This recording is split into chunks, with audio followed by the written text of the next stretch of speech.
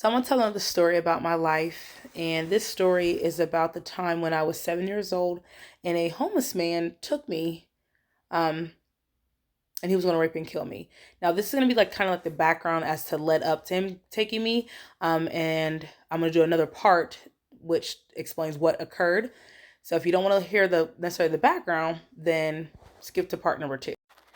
I'll do my best to try to get everything into this 3-minute video. But anyway.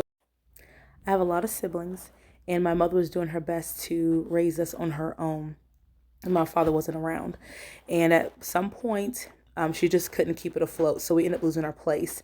And my mother turned to a homeless program that helped out, homeless people. And so what the organization did was they partnered with churches, and in the evenings, people would sleep at the churches, but during the day, we'll go to a day shelter. And so when you're at the day shelter, single men, were in the front of the day shelter, and then the women and children in the back of the day shelter.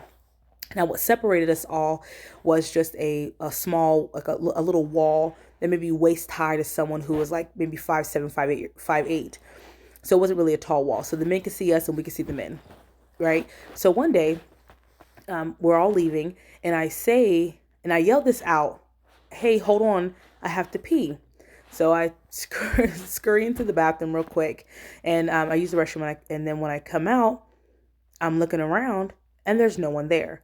My mom, the children, they're all gone. And I'm confused, and I start to get scared because when I went back out, there were nothing but men in the area still. And so this one guy walks up to me and is like, "Hey, little girl, your mother told me that she wanted me to keep you." And I'm like, "No, she didn't. He's like, "Yes, she did. That's why she's not here." And then it only made sense because why else would my mother leave me, right? And so I was still hesitant to go with him, but he then started to say things like, "Really, your mother said that you could stay with me because I'm going to take you back to my place, and we're going to have a party for you.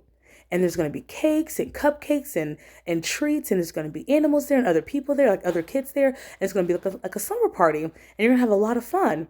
Right? And I started thinking to myself, wow, like here I am, a poor kid. I don't get cakes and cupcakes and sweets like that. So I was really excited. So I was like, okay.